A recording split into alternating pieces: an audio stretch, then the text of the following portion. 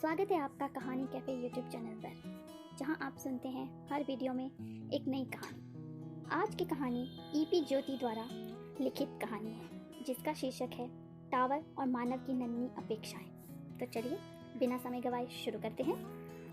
आकाश में बादलों का नामो निशान तक नहीं था। आसमानी नीला खिला खिला आसमान, बारिश और हवा भी अब थम रही थी। धरती मानो अपनी प्यास बुझाकर शांत हो गई थी। मानुटी को ऐसे आनंद की अनुभूति पहले कभी नहीं हुई।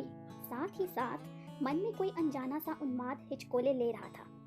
बार बार अलमारी में कागज में लिपटे नोटों की गड्डियों को गिनता, चूमता और फिर कपड़े के नीचे सहेजता।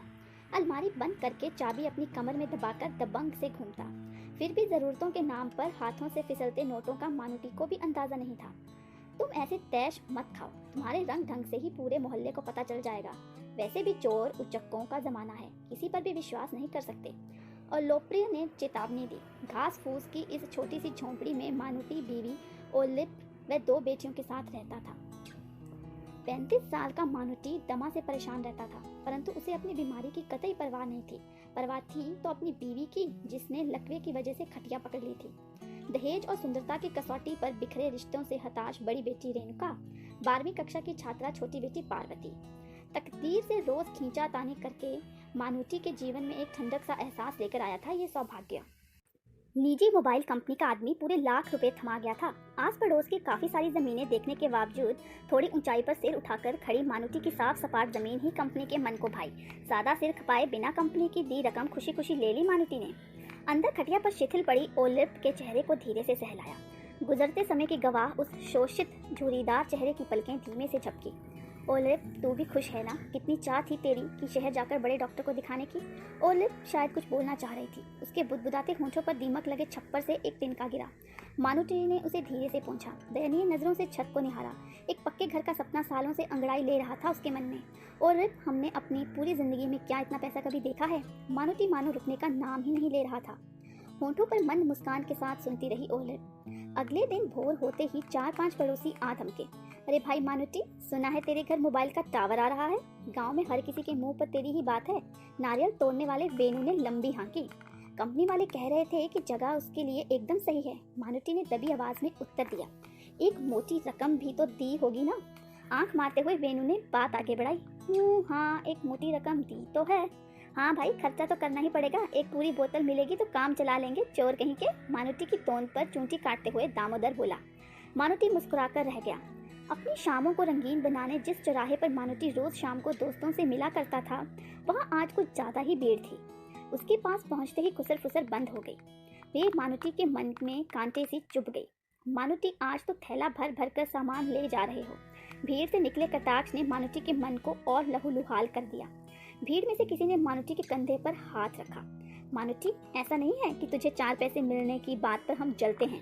तेरा कुछ भला हो तो हमें भी इस बात की खुशी है, पर हमारे कान, नाक, सिर, फेफड़े आदि सही सलामत हो तो तुझे भी तो ये सोचना चाहिए ना। मुड़कर देखा तो समाज सेवी वीरान कोया। मानुटी ने चुप्पी साध ली और थैला उठाकर घर को निकल गया। दिन गुजरते गए। टावर कंपनी वाले अपना सारा सामान उतार चुके थे। मानुटी के घर में तो जैसे लोगों का तांता लग गया। एक शाम घर आए पड़ोसी ने तैश में आकर कहा, दोस्ती अपनी जगह है, हम भी इंसान हैं, हमारे भी बीवी बच्चे हैं। बच्चे क्या नन्ही सी जान, उन्हें कुछ हो गया तो क्या कंपनी भरपाई करेगी? कल तक इकट्ठे बैठकर खाने वालों के मुंह से ये बात सुनकर मानुटी की आंखें भर आई। मन विचलित हो उठा। क्या होगा मेरे सपनों का? जिगरी दोस्त भी आंखें चुराने लगे। उसकी उपेक्षा करके उसकी पीठ पीछे मुलाकातें, गांव की सरकारी पाठशाला के हेडमास्टर द्वारा मोबाइल टावर के आने से लोगों पर आने वाली विपदाओं से संबंधित कक्षाएं, रेडिएशन के परिणाम पर रोज संगोष्ठियां जोर पकड़ती गई। मानुटी, तुझे 4 पैसे मिलने की बात किसी को पच नहीं रही। चरवाहे हसन कोया ने आश्वस्त करना चाहा। इसके अलावा एक और पक्की खबर भी हसन कोया ने दी कि चौराहे के जमावड़े में टावर लगाने से कंपनी को कैसा रोका जाए, इस बात पर जोर शोर से चर्चा हो रही है। गांव वाले और पड़ोसियों का विरोध बढ़ता ही गया। हाय हाय, विदेशी कंपनियां वापस जाओ, इजारेधारियों को मार दिखाओ, ऐसे बोर्ड गाँव में जगह जगह दिखने लगे। हस्ताक्षर इकट्ठे किए जाने लगे। कचहरी तक मामला ले जाने की बात हो रही थी। मानुटी के मन में डर घर कर गया। यदि कंपनी अपने वादे से मुकर गई तो नहीं, ऐसा सोच भी नहीं सकता, पर पर मानुटी की सोच के विपरीत ही हुआ। कंपनी ऐसी धमकियों से डरने वाली नहीं, और इतना ही नहीं, यदि मानुटी गांव वालों की बात में आकर पीछे हटा तो उसे कंपनी द्वारा दी गई पूरी रकम वापस करनी होगी और कंपनी अपने हिसाब से उसके खिलाफ उपयुक्त कार्रवाई भी करेगी। ऐसा नोटिस भी मानुटी को दिया गया। अंदर ही अंदर ये खौफ उसे खाया जा रहा था कि कंपनी टावर का निर्माण करती है तो उसे अपने दोस्ताने रिश्तों से हाथ धोना पड़ेगा। दूसरी ओर यदि वे अपने वादे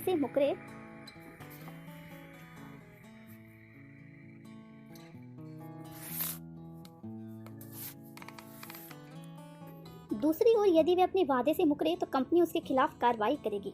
ऊपर से उसकी खाली हथेली से फिसलते नोट तो हिसाब चुकता करने आएंगे नहीं।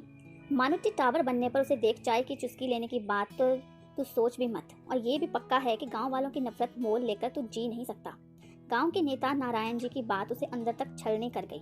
उधर कंपनी के आदमी ने धैर्य बंधाया। देखो मानुटी, घबराने की कोई बात नहीं है। हर मुसीबत में कंपनी तुम्हारा साथ देगी। हमारे नाक कान खराब होंगे तो क्या कंपनी हमारा इलाज करेगी?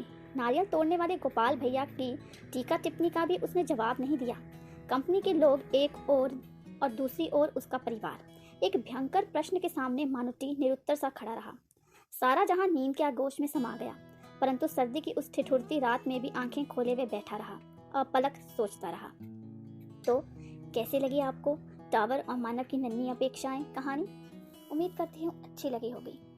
तो जाते जाते आप इस वीडियो को लाइक और शेयर करिएगा और कहानी कैफ़े यूट्यूब चैनल को सब्सक्राइब भी करिएगा और औरों से भी करवाइएगा। तो चलिए मिलती हूँ एक नई कहानी के साथ अगली वीडियो में। तब तक के लिए सभी को धन्यवाद।